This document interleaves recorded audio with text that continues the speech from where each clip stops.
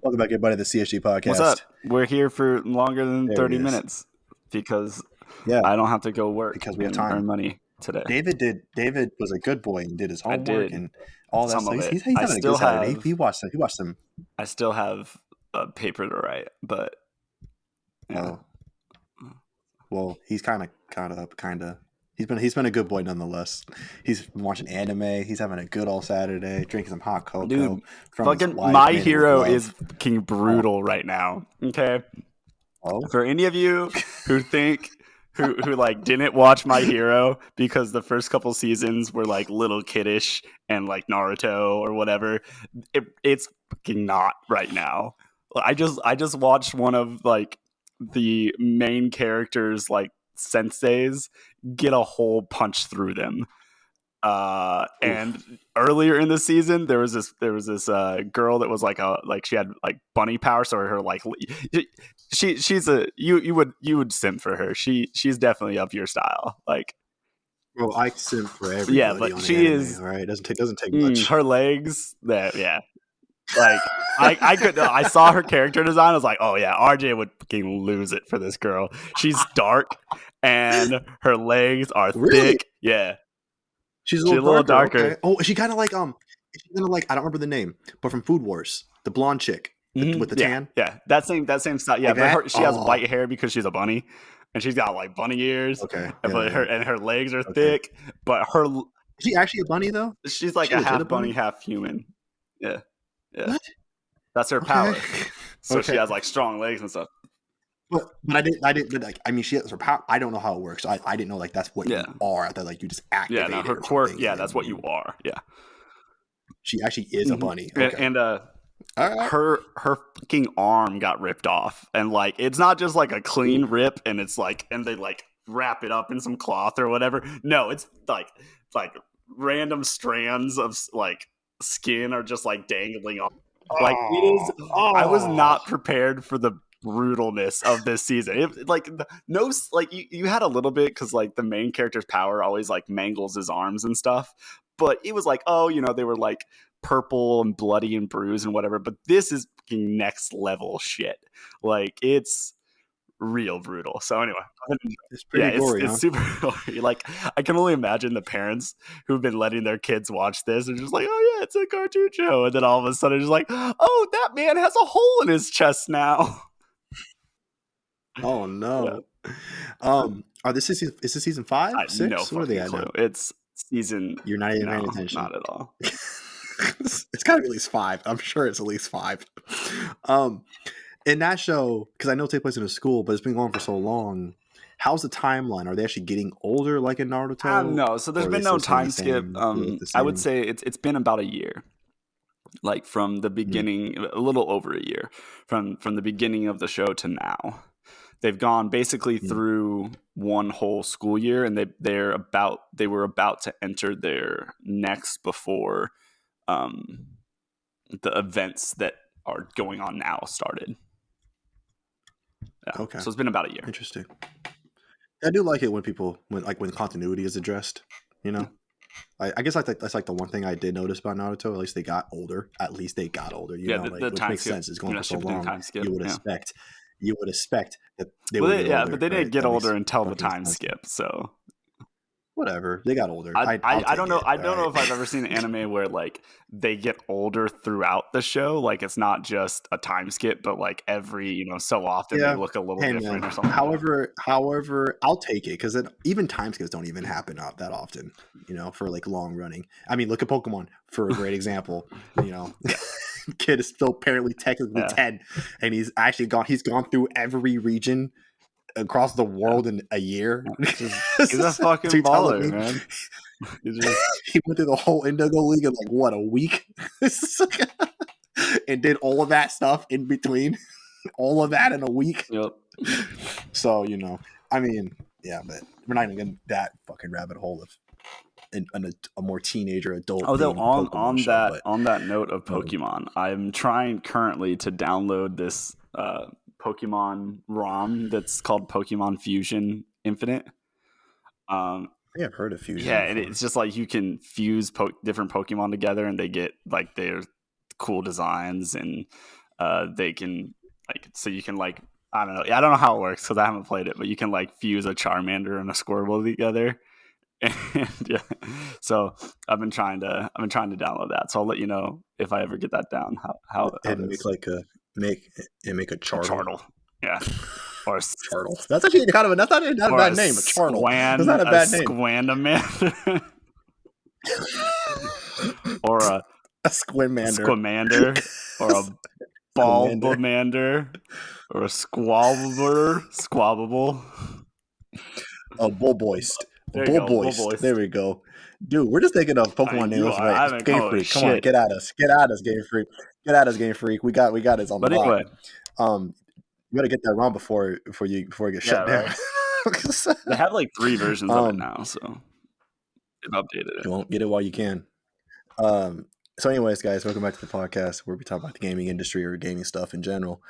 We'll start with this podcast as we do all our podcasts, what we are playing.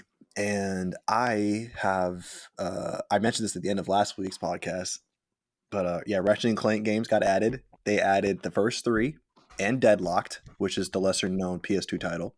And then the first one in the PS3 era, the Future Tools of Destruction. Those were the 5 that were missing, and they've now added them. All the other ones were already on there on the PS Plus. Now the first 5 are in. They did it as part of the 20th anniversary of the series, and I got very happy and excited. And I started the first one. Now they are PS3 titles; they're not the PS2 port, so you have to stream how's the streaming been? So far, good. I mean, there's been a couple times where I'll try to, be like, okay, stream. And it'll say like PlayStation Network is down. And I'm like, oh, that's kind of, what the hell does that mean? Because I'm online. It says I'm online. So what the hell does that mean? So I just like wait a few minutes and then try again and it goes through. But yeah, I haven't been kicked out. It hasn't dropped. It's a couple times like it might stutter for a quick second, but that's not that often. And it hasn't like disrupted gameplay for me or anything. But yeah, the frame rate's been fine, 60 frames or whatever the frames was. No drop in that. Resolution's fine, no drop in that. Granted, these are based off a PS2 title, so I mean it's not that intensive. It's not that but granted, still, it's been smooth. Everything's been fine. I've been happy. I can stream for like several hours or a few hours at a time and nothing happens, which is great. The only thing I found out, and this is a PSA, I guess, is that you can't leave a game you're streaming idle. I don't know what the time limit is, but you can't leave it idle for too long. Otherwise, the system will quit the game.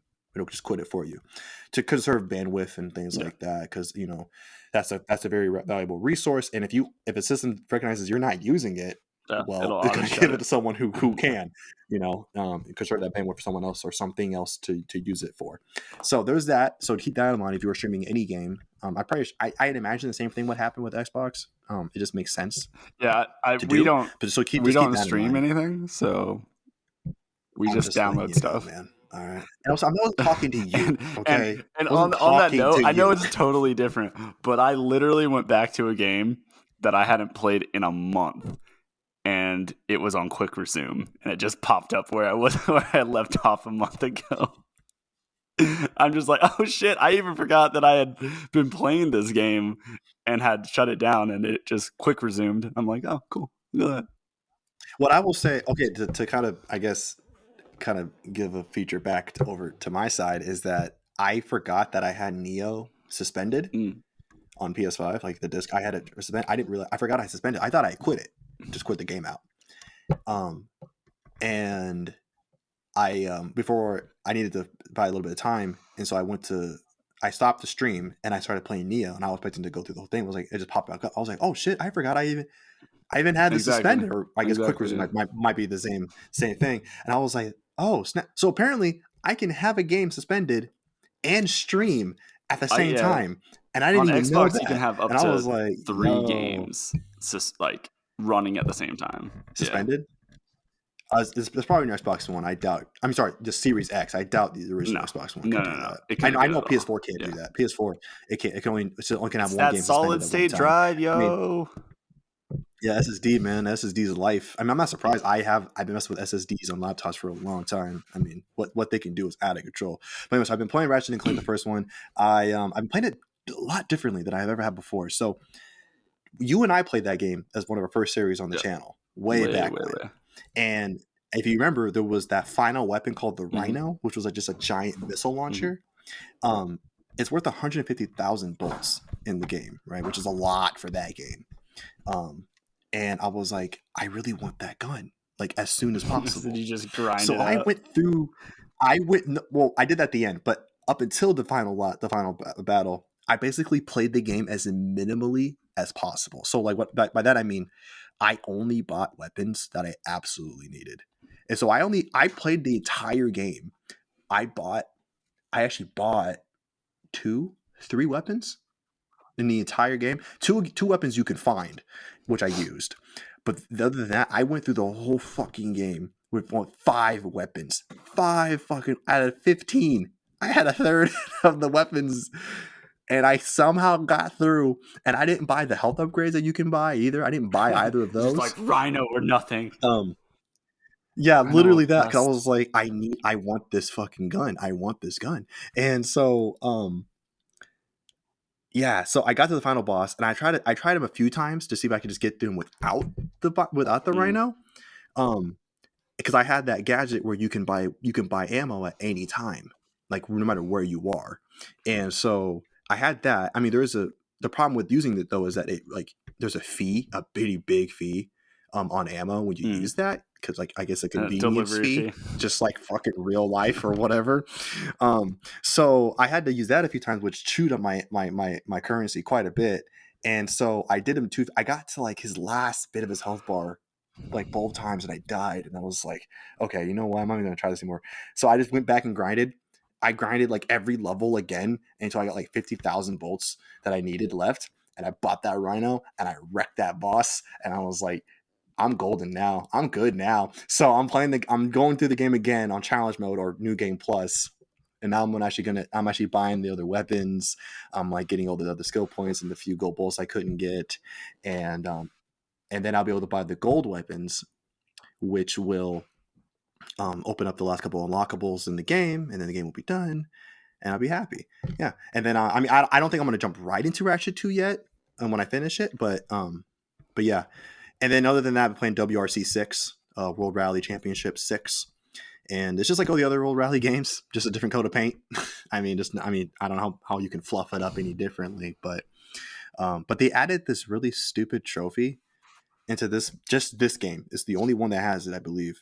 It's called Legend, and you have to complete all of the in-game accomplishments in the game, which was a new feature for WRC 6. And the thing that sucked about it, there's a couple of them that are just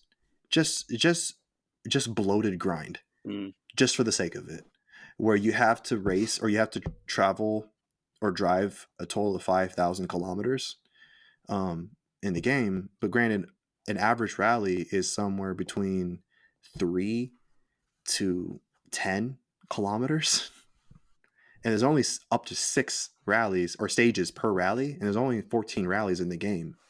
So even when you do the 3 championship levels, you're only going to be at like maybe 1,000 if you're lucky kilometers, and you have 5,000 to do. And even if you get all the other accomplishments done on the way, you will still be short at least another couple thousand. And on top of that, they also want you to win like 500 match stages, which isn't hard. You can set it on easy; it's not hard. But it's just like, why is this grind here? Do it. Like for nothing. You get nothing except just to unlock. Yay! Here's it. You got it accomplished. Like, what is this for? Like, there's no like. I guess a milestone award. But this isn't a game that has that kind of ecosystem. Yeah, that, but works. Game developers still want people to play the game for a long time, so they don't trade in the game and have people buy the game used. Oh no, I get it. But this isn't content. That's the thing. That's not content. But that doesn't matter. It still keeps you on the game. People like you on the game. Only people like me, which is for WRC, which is already niche to begin with. We're going niche to niche. Percentage of people within a niche. Dude, for just putting in a little code that says, "Hey, checklist." Like, Well, they didn't bring it back from what I understand. So, but yeah, I'll be grinding that freaking for like a couple So on weeks. that note, Um, RJ yeah, knows one of my favorite racing games of all time is Gran Turismo Gran Turismo 2. 2. Did I ever tell you the time that me and my cousin did the 24-hour race? Yeah, the endurance. You guys took Yeah. turns. Yeah, you took turns doing it. For fucking Hmm. 24 real hours. Like, so in other Gran Turismo games, they have this feature where you can have the computer drive for you. Oh, Yeah, really? yeah. I think it was like 3 Oh, and onward. Um, not okay. in this, and they get like for a certain percentage of the credit totals or something like that. But not in Gran Turismo 2. Fucking 24 hours. I would wake up, do 6, and then I would wake him up and I'd go sleep, and then he'd do 6, and we just did that for 24 hours. Imagine trying to do that I today couldn't. at third at 30. You Physically, know, I like couldn't. Like, I don't. Like, I would need like 10 friends to do it with me. that would never happen. Yeah, you would need a bunch of people, not just one person. Like not even me. Like I wouldn't be able to help you with See, and that. that's Like and it. that's like the change. That's like the Oh, change of game. And I know it's for like accessibility, right? But you have things like in the future Gran Turismos where you can like hire an AI driver, but like the latest. I don't know if you remember this, but the latest Forza had this thing that mm, if you put on all of the assists and you just um, took a rubber band and made it so the tied it to the gas was gas. held, that it would Mhm. run the whole course for you because all of the assists were like so helpful that you Heavy literally handed. Yeah, couldn't run yeah, off yeah, the yeah. road. So Hmm. I honestly again, I go know ahead. it's Go ahead. for Go ahead. accessibility and stuff like that. They want everyone to play, but at the same time, I'm just like, I fucking had to drive the same fucking track for 6 hours in a row. Okay, 6 hours. I, I mean, you can say that with anything, you know. Like, there's an old story Travis and I still lament to this day. An old game called NASCAR Rumble, which is not really even a NASCAR game to be honest with you. It's like an arcade Yeah, racer, if yeah. anything. But we played that bitch. Oh man, we played that. I was at his house one weekend. We played that so long, like just young kids, all night gaming. You know how it used to be, Back in the day. and we played it until and the game froze on us on his PlayStation. We didn't have a memory Oof, card. oof. Yeah. So I mean, you can even talk about I that, right? Like I mean, back in the day, like we had to we had to buy our memory cards physically, and we had to put them in, and we had to hope and pray that it didn't corrupt it. All these you can lament about that Yeah, too. I mean, it's just back how it when is. the whole warning not to turn off the power while saving actually fucking meant something. Yeah, that meant something. That was it.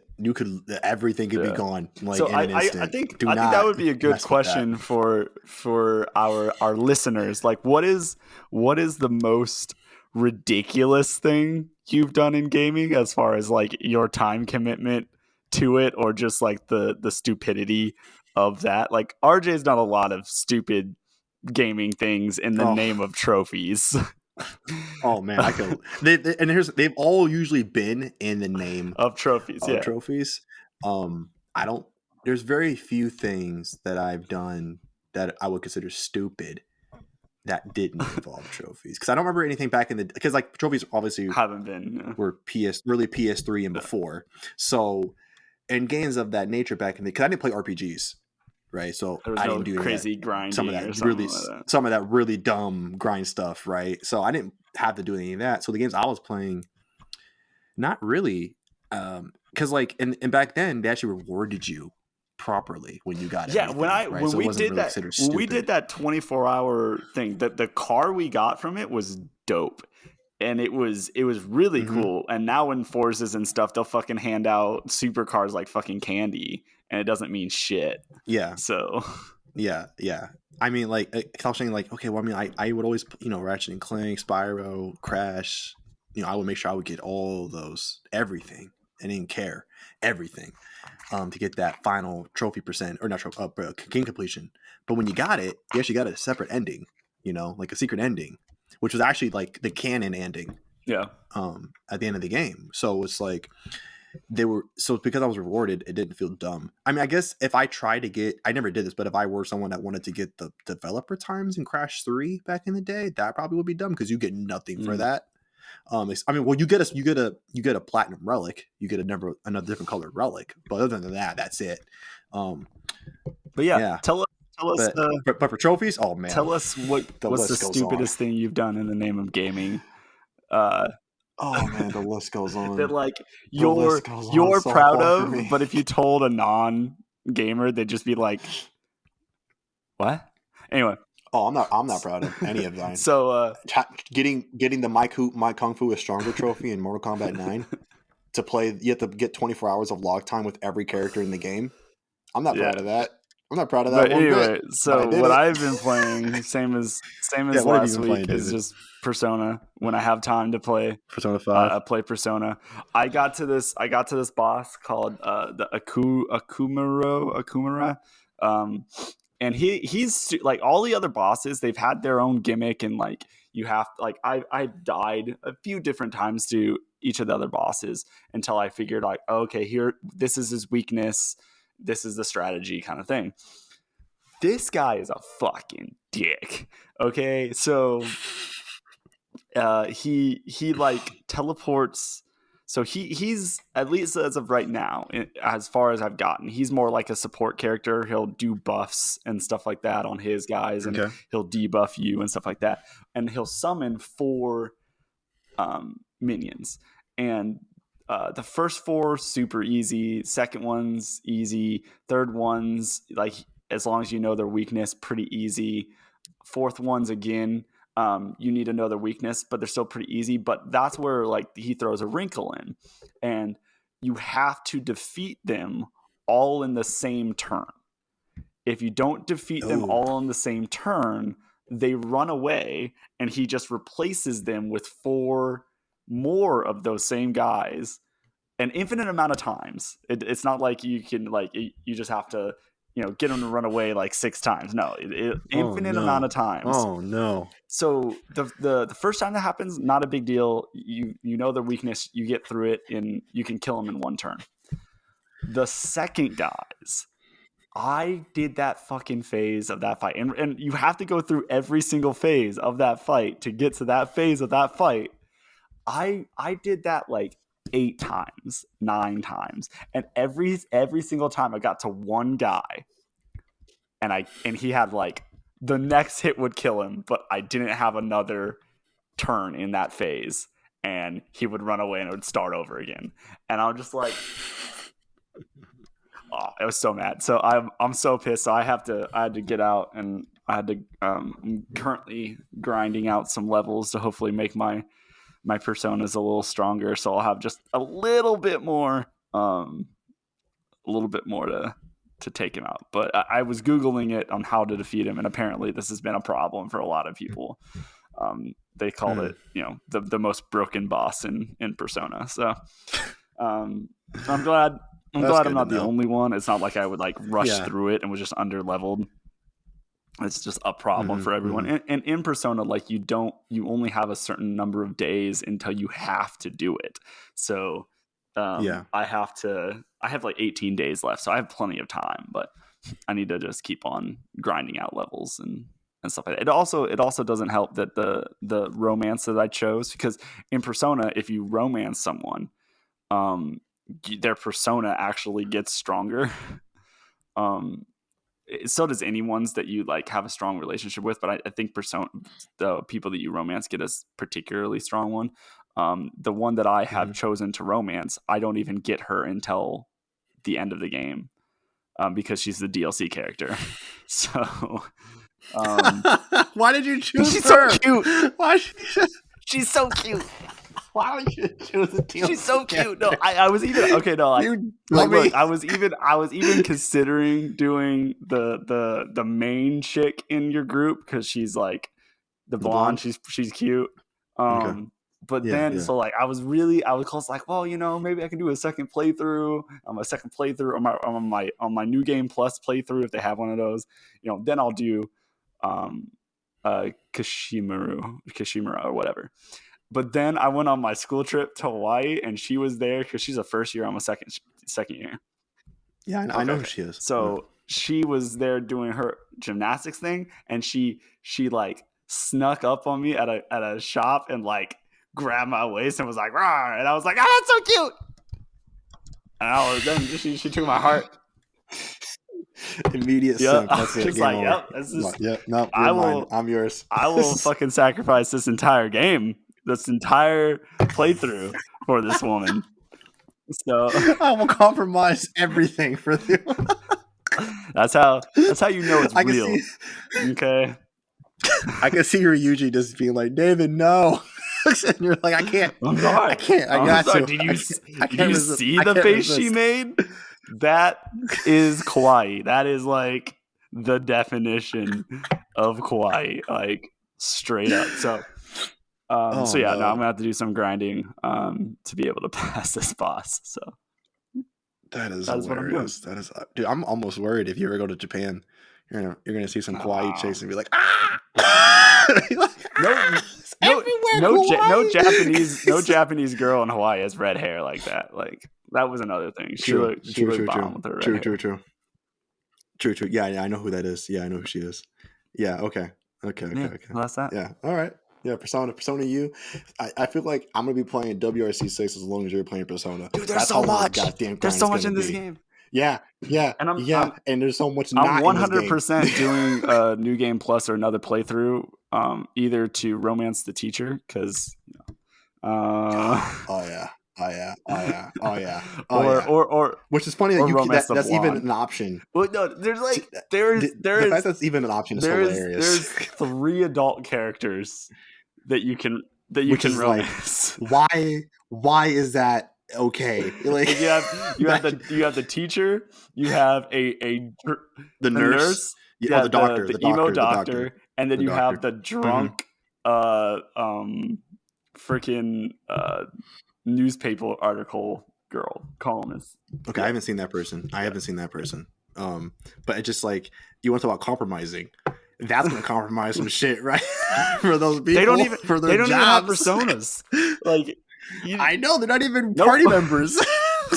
You get other benefits from not romancing them, but from like interacting with them. But yeah, they don't even have personas. Yeah, no, I watched another guy who I watched quite a bit, Susui, shout out to you. He's been playing the whole thing, and he went through that whole arc with the teacher, right? That whole situation. And even when you don't try to romance her, it feels like you're romancing her. Well, no, like it feels like it that's the whole thing. Time. I was absolutely flirting with every single one of these girls, and I got to the point where you have to like either progress in the relationship or like tell them no. And so like the whole time I'm just like, I'm going to the doctor and saying shit like, you're like, oh yeah, that I come here for you and the drugs, or like whatever it is. Like you can flirt with them the whole time. Well, I mean, like, I don't mean that. He wasn't flirting. He was, because the dude was like, the thing with his playthrough is that he's trying to like put himself as the character because he's a silent protagonist, so he's giving him a life, like an actual personality, by kind of speaking at points as if he's him, right? And so he's actually acting like a student, like he's not trying to flirt with the teacher. But even when he chooses the more platonic choices, the way it plays out still feels like there's some underlying. They only give you like three options, and so like there's like an absolute jerk. There's normal answer, and then there's really flirty or something like that, Well, the normal answer still kind of sound flirty. That's the point I'm getting at, and it's like, oh my gosh, it's like the game wants you to do it. It's like, come on, you want to, it was a fantasy of yours when you were a kid. It's like, I know, but stop, it's not right. She's gonna say yes. No. And like she still calls him master. Like when she was working at the thing, she would call him master. Dedication to the job, yo. Dedication. No. Like even though no one will know, I'm still gonna call you master. No matter how many times he told her to not call her that, she still did. And I'm just hey, look, I take my job seriously, okay? Bro. this game, bro. It's like, why can't we just be like 1 year older? Just 1 year older. Because then I think it will be consensual. It'll be okay. Why can't we just be 1 year older so I don't have to feel weird about it? Anyway, but yeah, no, it's a good game. Anyway, yeah, so yeah, it's a great game. I'll play it one day too, especially when they finally bring out 3 and 4. Because I've been interested in playing those games. So, so David and I talked about this just a little bit right before we started the podcast. So Pokemon Scarlet and Violet came out. I think they came out officially. If not, reviews are out. And funny thing going on with Pokemon Scarlet and Violet on Metacritic, at least, if you haven't known. Critic-wise, is actually one of the lower reviewed Pokemon games. It's not low, but it's the lowest for Pokemon. 77 at the moment, at least as of Saturday, November 19th. But the funny thing is that the user reviews are sitting at a 2. And this game's getting review bombed. And obviously we're not going to hold those people as what they're saying is for true. Because, obviously this is a moment of the game get review bombed. But I wanted to ask is, David, why do you think it is getting review bombed? So That's what I'm trying to look at I mean, beyond just what they're saying, I'm talking about the underlying reasons, not just because the common complaints people are saying in the reviews is that bad frame rate, it's buggy, it's textures suck, it's the same old, but because of that, they're giving it 0s and 1s and 2s. That's the thing. That's the thing with reviewing, period, right? You're never, you're never going to get I can't remember. There was a study that was with reviews that it's either 9 or 10 or 1 or 0. There is no the in between doesn't matter. It doesn't gain traction, right? So when we were in GameStop, and you remember this probably, but when we got reviews, it had to be 10s. Oh no, it's everywhere. It's with my job now. It's actually the general, what's called an NPS score, Net Promoter Score. The way it works is, and it uses a 0 to 10 scale, and the 9 or 10 is the positive. The 0, what is it? 0 to a couple is the negative, and everything in the middle is neutral and doesn't give you anything good or bad, right? So yeah, it goes what you're saying. Anything between that middle range doesn't do anything. Well, and it was even worse in GameStop. It was literally you got 9 or 10s. Yeah. Well, wasn't yours at a 5? Yeah. Wasn't it at a 5? I can't remember what it was. But basically you had to get all top marks. But yeah. And in a rational kind of way, no one, it should be exceptional customer service to get top marks. And you're just not going to give exceptional customer service to every single person every single time, and that should be okay, but it's just not. So it's that same kind of thing. When people don't like something, even if they have some points that they're gonna be okay with, they're still just gonna to get their voice heard, they're gonna rate it a 0 or a 1, so they can, because it is a bad experience and they want that to be heard, so they're going to give it a 0 or 1 even if they still play the game all the way through even. So yeah, this is kind of why, I guess this is one reason why critic reviews are still needed and are valuable, because I'm not saying they're perfect, don't get me wrong, because they are more IGN, nuanced. I have disagreed with IGN reviews many times. I would say they're more nuanced. I feel like they are way too nice. But yes, they generally will give more of a nuanced outlook on a game. They'll kind of think more how David and I, and probably some of you, will look at a game. Not just on the surface, just more as a whole, right? As a whole product. And that's why you'll see from critic reviews, their numbers will vary across the board. And that's why you won't, when a game is bad, they don't just give it a 0 or a 1. They'll give it a 4 or a 3 or a 5, right? Because they'll see some merit with some stuff, but then realize most of the stuff is bad. Like with Gotham Knights, for instance, that game got panned. GameSpot gave it, I think, a 4 out of 10, right? But I'm sure a lot of people would have given it a 0. The last mainline game, Pokemon game, for context, 80... that was Sword and Shield. I'm looking at Shield specifically because there's 2 different ones because it's too stupid. But anyway, the critic score was an 80, and the user score was a 4.7. So, although yes, 2.5 is a lot lower, it's not terribly low. Well, then again, it could have been 2.5 when it first dropped. You're now That is looking at true. 4 years worth of data to get in and make Exactly. maybe And then bump up the score a bit. Arceus got an 83, but an 8.2 user score. And I think this was because it was that first, this is fresh, this is what we want. Like, I remember even... It was the newest. I mean, I know you said it still wasn't what you wanted, but it was probably the closest thing to what a lot of people wanted from a Pokemon game that we're going to get. It was a cool, fresh change of pace. And I think that maybe just seeing it in the mainline game, because they did use that same engine, I think was like, it was just kind of like they didn't do anything more. They literally just did Arceus with a storyline, a better storyline, or what. I haven't even played it yet, but you know what I mean. Well, it's just with any game that gets review bombed, right? It's not obviously, you want to. There's a reason. No one's looking at like why they're actually. No one's really reading those individual reviews with like seriousness and being like, yeah, they're just review bombing because of the graphics and everything and the frame rate, and there's usually a collective reason of why people are deciding to review bomb a game, because there's always something under the surface outside of the game itself for why. Right, and that's what I was wanting to ask your opinion on. And I also, right, because like when I think about it, it's let me finish. I want to finish the sentence. I was thinking, because especially when you mentioned Arceus as an 8 something, right? It's probably because of that fact of, most of those reviews probably come from people our age or around our age who, like you have lamented many times, of how, how bored you are with how Pokemon has been handling itself forever, and that's probably why I think. Why I think it's now getting review bombed all to hell. But what do you think? Well, I think a lot of it was something I was just thinking about, was that because I looked at the other 3DS ones too, and the lowest one, I can't remember which one it was, but it was like a 7.2 or something user score, and I think X and Y maybe, I don't know, I can't remember exactly. I went all the way back to Sun and Moon.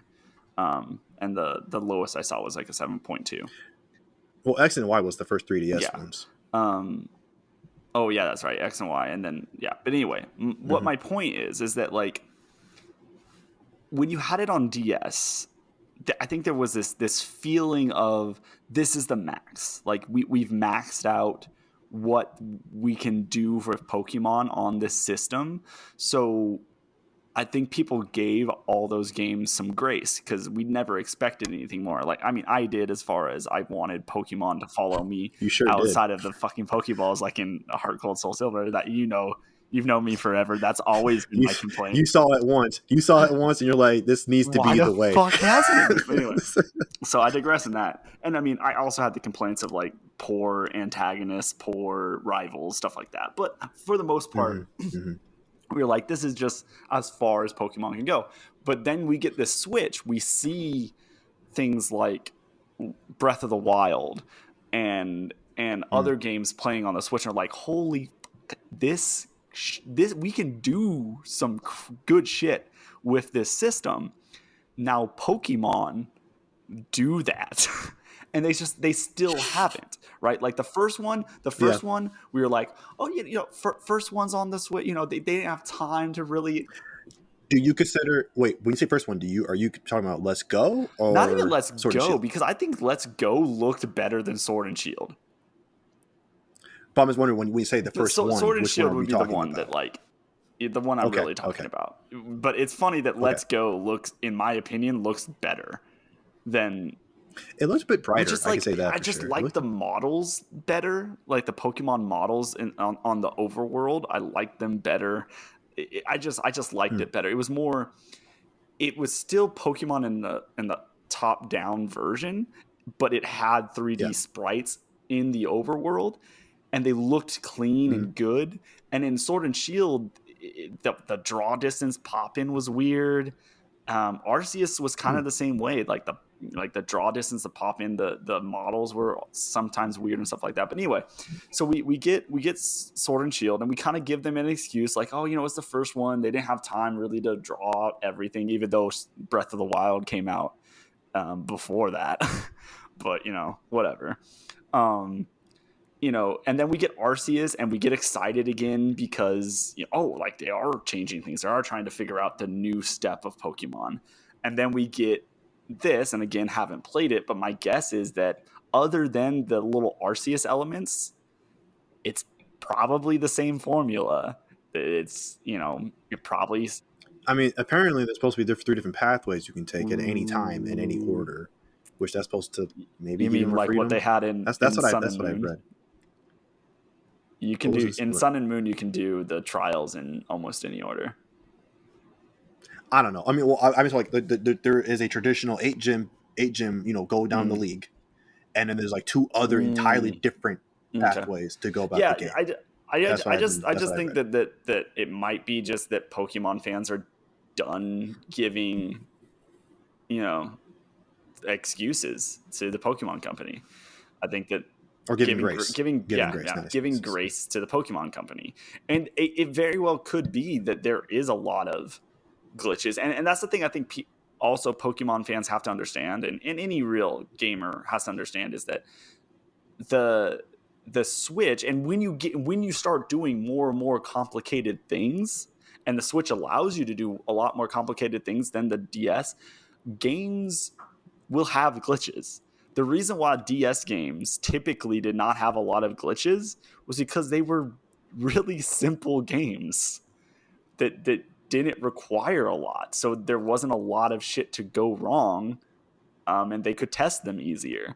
With 3D environments and all these kind of things happening in the background with new games, there's going to be glitches. I don't know how, again, I haven't played it, so I don't know how pronounced they are, but so I think maybe they aren't giving them enough grace in that regard if it is just the glitches. Or I could, who knows? I could play it and I could be like, no shit, this should have baked for longer. So I don't know. It's hard. I mean, I do remember being disappointed with Sword and Shield, even though I never had it, didn't have a Switch. But I remember being disappointed, especially when I heard it from you because you played it and my brother played it, and I remember just like, man, yeah. My first thought was like, I was also kind of hoping for some kind of really like a different art direction. I was one of those people, as I'm sure a lot of people were.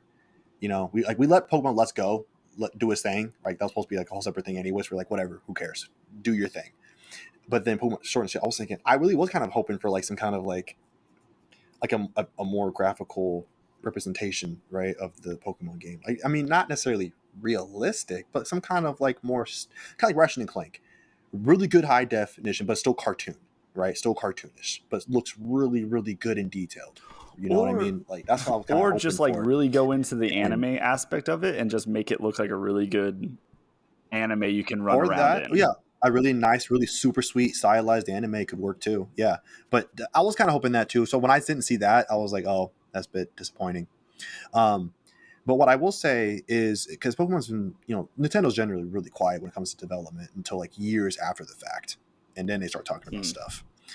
I'm wondering if the Game Freak had a particularly tough time transitioning from handheld to console, and I say that because when we had Coliseum and XD Gale of Darkness on the GameCube, which was the first time a proper Pokemon game was on a home console, those weren't made by Game Freak. They had outsourced a different company to make those, I believe. I don't think that was made by Game Freak proper. And so, and obviously we didn't get one for the Wii. We didn't get one for the Wii U. So, and there wasn't one for N64. I mean, there's spin-off games for those. Yes, of course, Snap, Stadium, Battle Revolution, things like that. But we just like Sword and Shield was the first time we actually got one for a proper Pokemon game by Game Freak and the Nintendo company, Pokemon company, whatever, for home console. And I wonder if maybe that's been also part of the problem, is having a struggle taking what was, where they could get away with simplicity on a handheld and then having to translate that into a home console that can do so much more and people will expect more but still keep what people know, right? Yeah. Like, I just wonder if that's been part of the issue, and why we have barely seen any minimal progression to, revolutionize the standard Pokemon formula up until Yeah, now, and I mean, right? I mean, sorry, go for it. Sorry. um, yeah, I mean, because like we didn't see it with Sword and Shield, we finally saw it with Arceus, but then now back to, so and who, maybe it's a Nintendo thing. Maybe Nintendo doesn't want Game Yeah, Freak to do it, right? Because why like change something that maybe is printing you money every year, maybe Arceus was allowed to do it because that's not a mainline game. which Like, they've that's done not going to be before. in the meta, right? Yeah, like that's not going to be in the meta. No one's playing Arceus for the meta, right? I don't think if it's even included in the meta. It might. I don't know. I don't think it is. But like, no one's playing. No one is talking about Arceus when talking about the meta, and so maybe that's why we were able to see so much changes to the system, because it was like Nintendo was like, whatever, who cares? This is not a mainline thing. It's not going to be part of our main, ecosystem of Pokemon. Do your thing, Game Freak. Go crazy.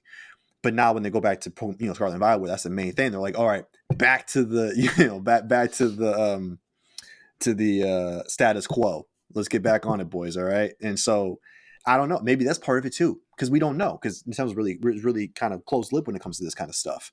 So it also could be not even Game Freak's fault. It could be Nintendo not letting them have more creative freedom True. over expanding the Yeah. license, or expanding the IP.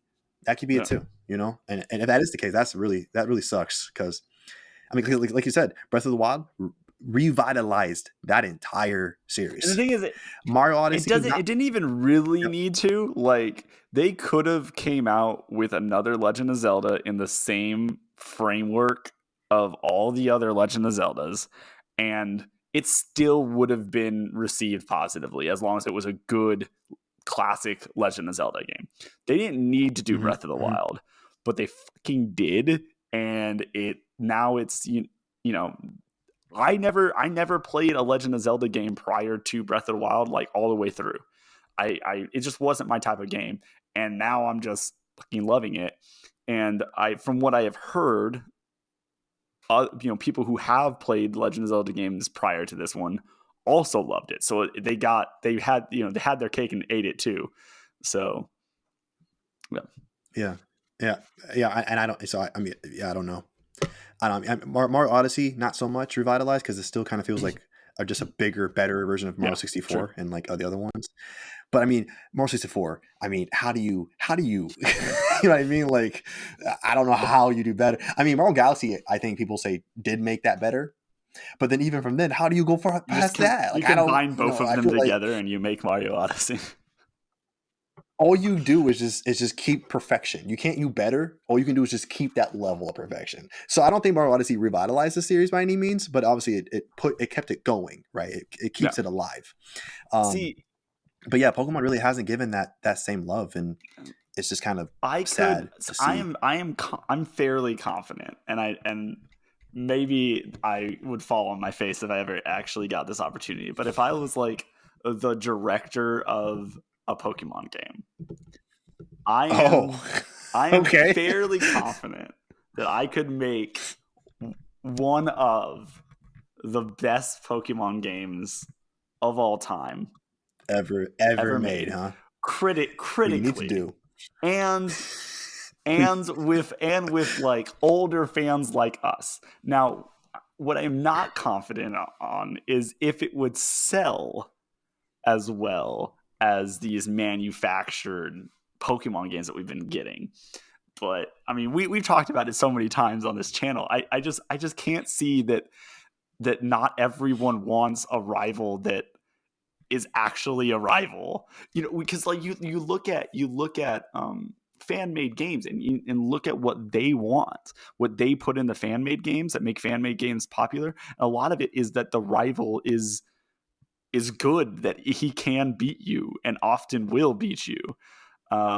You have things like they reworked stories, so the stories are more mature and like they actually have meaning and shit to them. then of course, yes, following Pokemon outside the Pokeball, like your whole fucking squad. Like you should just be able to squad up with your whole fucking team. Like fuck it. You and the homies Yeah, squatting up. I don't fucking care. What I would say is Gyarados through fucking Pallet Town. I don't fucking care. Go for it.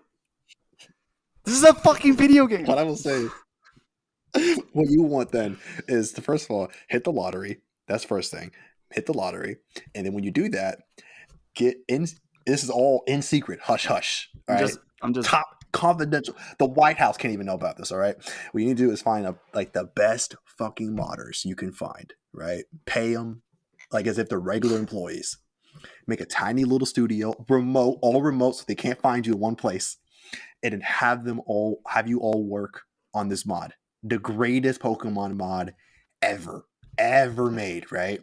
I get artists. We'd make a whole fucking new generation. That's what I'm saying.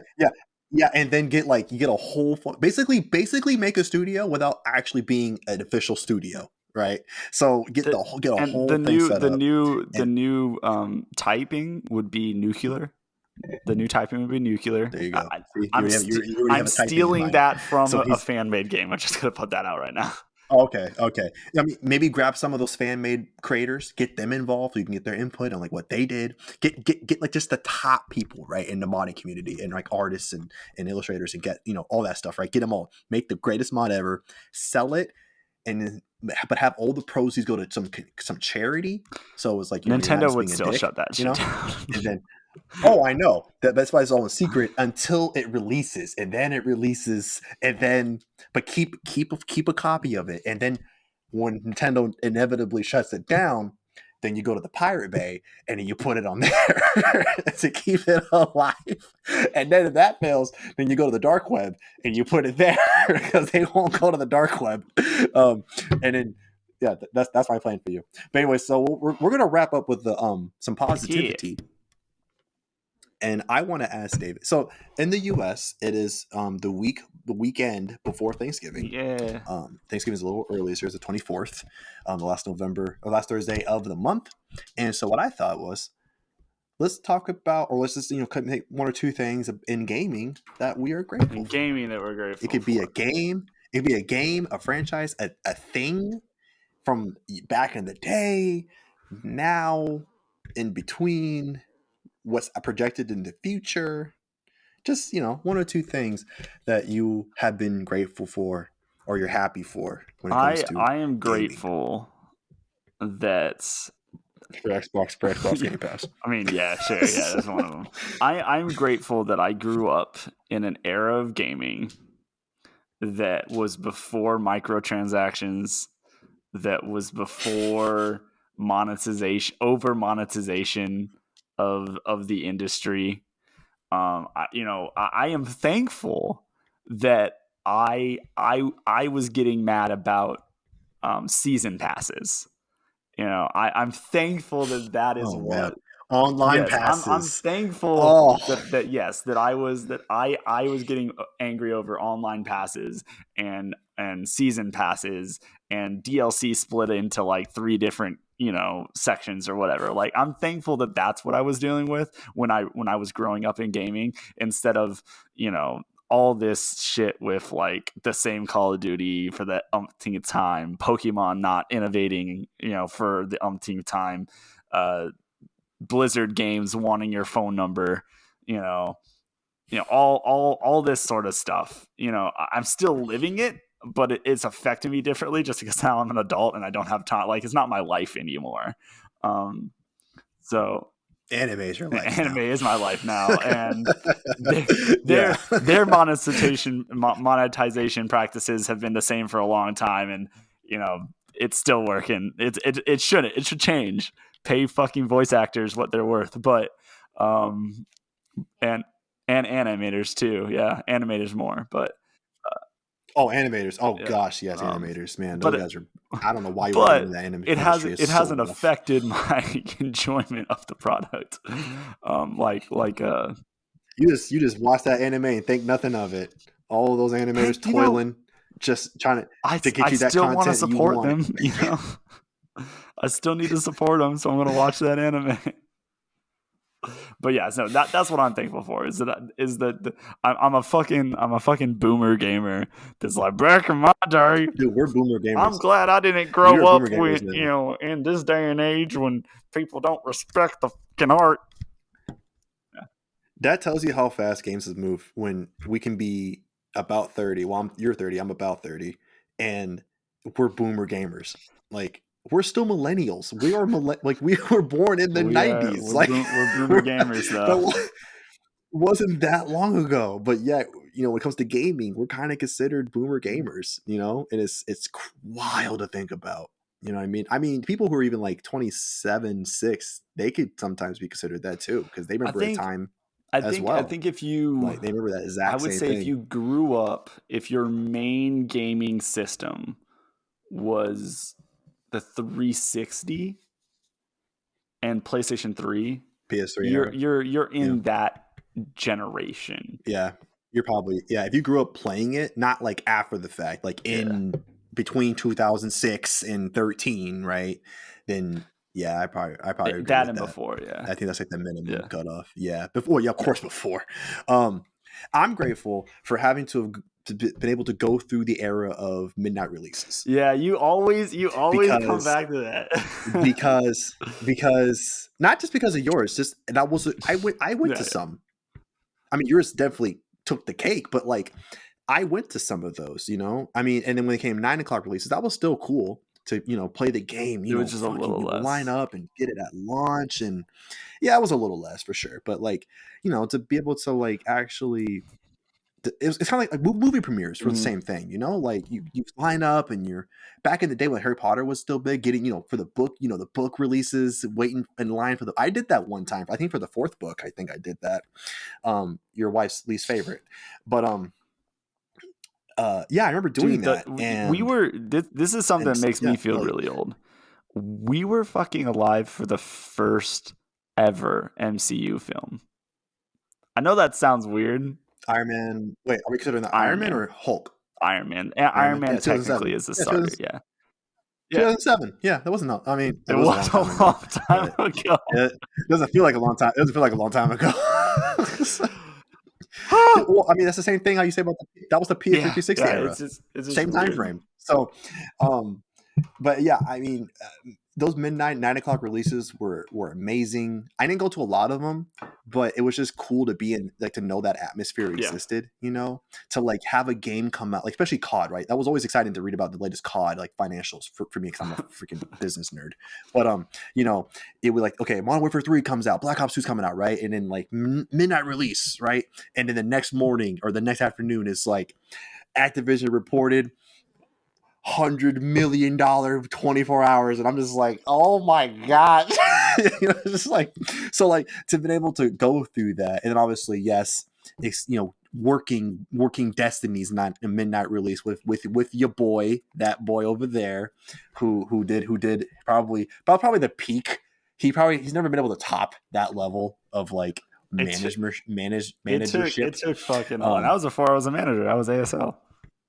Yeah. Well, yeah, because that tells you the hunger, right? Before you got it, and then when you get it, it goes away. Hey man, this is also the time when GameStop was actually a cool place to go.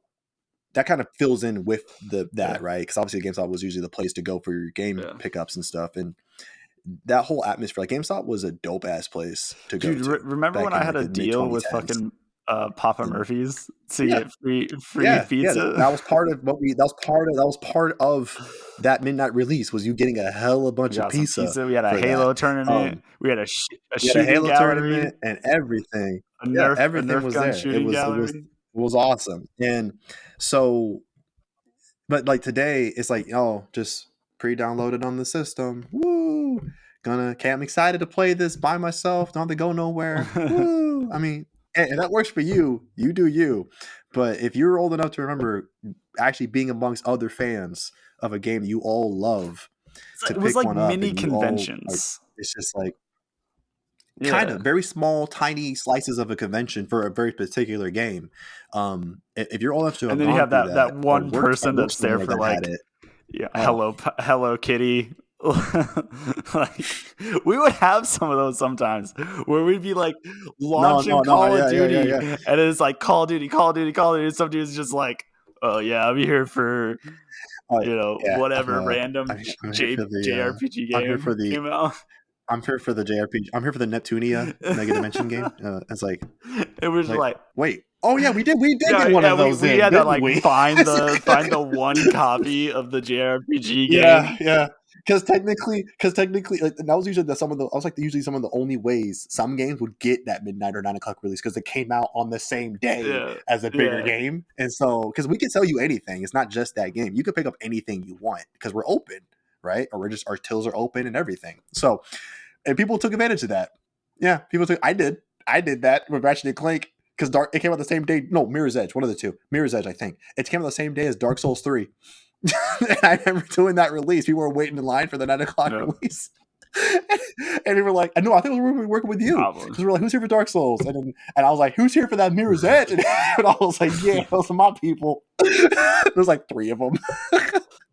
But anyway, so yeah, that's something I was really grateful for because you just that's basically gone. I mean, you can I think still go and pick up a game at 9 o'clock if you want, but it's basically gone, right? Like, there's no thrills behind it. There's no excitement behind it. There's just that it's just not Well, there and like it used to be because you can just easily just download it and if I you mean, want to. even just when it moved to 9 o'clock, it was I couldn't do anything because I couldn't shut down the whole store Yeah, that was a big hit. That was the to first set big hit was something making up. it 9 o'clock. Which they did that to better line up with Mm-hmm. East Coast. So it makes Yeah, sense, but it still sucks because for the West Coast people, because yeah, we can't close the store and like properly set something fun up or cool up. I mean, I guess if you wanted to be dumb, you could do it in the last hour, but that may not be the best thing to yeah. do. So, Because I mean, yeah, so we to have gone through rearranged for that that was, Destiny. We rearranged the entire fucking store. Like we oh, dude, yeah. moved And then even gondolas and all sorts of stuff. when you left, and then I had that Pokemon Sun and Moon with the new manager, we did some stuff for that too. Um, Yeah, so I mean that was like the last big one because I think that was like the last midnight release that I was a part of because it actually came out at midnight Yeah, for us. Um, and I mean it was no Destiny, but it was still fun nonetheless. We actually we got like a lot of merchandise set up and we actually rearranged some stuff just to make Pokemon the forefront of everyone's mind, and it yeah. was fun. So yeah, if you know, you know. If you don't, I'm sorry, but it was If a you good know, you time. know. Is there anything else you're grateful for? I mean, I think that's the biggest one that comes to mind. I mean, I could say all the games that I have great memories of. So I would just say that like the gaming. I'm thankful that gaming's given me a lot of really good memories of just exploration. It's like what how some people who are really into books think feel about books, all the worlds that they Mhm. that books took them to, but it's all the worlds that the gaming took me to, and all the stories that I gotta have, and I mean just random fucking shit, just like me. Like I remember, like I have this um this particular player that I got on 2K, I think it was 2K18 or 2K19, maybe 20, one of them. And I'm simming and I draft this guy. It was a computer made dude. I didn't touch him as far as like changing his stats. And his name was he was from France and his name was Michael Perpen. It was like Perphen, Perfen or something like that. And Okay. this dude changed like my franchise. Like he won like 7 MVPs in a row. By the time he retired, he was the leading scorer in the league, leading assist leader. Like he was better than LeBron. Like he was better. He was the best player of all time, and I will always remember Michael Perpen. If I'm saying his French ass name right. Um, and it was crazy, and just like stuff like that, the randomness of gaming that can just make like random ass stories that you'll remember for the rest of your life is just dope. I enjoy it. Yeah. I mean, I think that's probably something all of us would probably say, who's watching this or who will watch this at some point. Just all the crazy memories with friends, by yourself, maybe being that moment of being in awe, or like having moments where you're just like, man, this game is The first just fucking fantastic. The first time you walked like out it into kind of just Skyrim hits you. for the first time. For some people, that's it, or Fallout 3, same thing. But like, or just usually for me, is usually like in the midst of the game when I'm just like, it finally like hits me. I'm just like, man, this game is just really freaking good.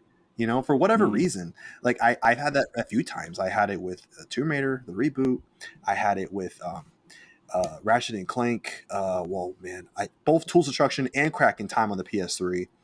And this is gonna surprise people, but I actually had it with Assassin's Creed 3 too. I'm not even gonna lie to you, not because of the story or the character, but I was just playing. I was like, man, this is just really good. I mean, I played it after they fixed glitches and bugs, but yeah, just I love being amazed and surprised a lot of times by games. And when I discovered Metro, that was like a revelation for me. I was like, holy crap. It changed my whole. It just finally opened my eyes to a different genre of game that I, at that point, had completely refused to play. And actually, I think I should say I am grateful for Metro Last Light, like specifically because I think that was the first time I had ever taken the risk to play a game that was out of my comfort zone. Every other game I had played at that point was right up my alley, whether it's a fighting game, a racing game, a platformer, or a third-person like action adventure game like Batman Arkham Asylum or something like that, right? That was what I played. That was all I played. If it wasn't third person, I wasn't fucking with it at all, right? Like, I don't put me in the cockpit view of a racing game, not doing it. Like, I refuse. I just hate that perspective. I don't like think that it's actually first person. I don't think it's first person. It's not even first person in real life. That's not how you would. It just, they're doing their best to emulate it, but it's not even really what it is, right? So I just hated it, and also I hated the connotation that first FPS has had at the time of gaming. Like just the fucking FPS bros, the COD bros, and I was never that guy. Never have been that guy. So I was like, I don't want to play those games, be associated with those people. But Metro comes out, and I give it a shot, and I'm just like, holy shit! Like, these games can be so much more than just COD bro games, right? It was a mature story, very interesting characters. Yeah, it was FPS, so I mean, but it played well. The stealth was really good. Like the enemies were fun and varied and everything, and the environments were cool. And actually was really tense, especially when you had to fight the fucking spiders. Oh my gosh, the spiders. But but like I was like, wow, game, like there's so many other genres of games that I've been skipping out on for so long. And I think that game opened the door for me to actually play other genres. And I think after I played that, then I started, I played Final Fantasy. Granted, it was 13, but hey, it's a JRPG nonetheless. Finally played one of those, and I played a good handful of FPS. I played BioShock Infinite. That's amazing. I played a lot of. It's now opened my eyes open. Willing to try all these new indie games. Over the couple last years on PS4. I mean, I said last week I played a Metrovania for the first fucking time. I didn't even realize it. And so I don't know if I would have been as open today if I had never played Last Light, because that was the first time I had tried something different. So Last Light, that's why I love you so much. That's why. So we're gonna wrap up this podcast, guys, on a positive note. Hope you guys had fun with that. Let us know what you are thankful for in this industry. If you want to be a boomer like David and just be like, yeah, down with the microtransactions when we had full games. Not quite, but yeah. So let us know what you let us know what you think. We will see you guys sometime, maybe next week, maybe not. I don't know, but we'll see you when we see you again. Have a happy Thanksgiving if you're in the US. If you're in the UK, just have a good week. I think they have something too. I don't know what they don't have Thanksgiving. They don't. Actually, it's Halloween and then Christmas. It just Christmas time. It just becomes Christmas season. At least as far as I know. If I'm wrong, let me know what holidays you guys have. Anyways, so yeah, you guys don't take care. See you next time. Bye, guys.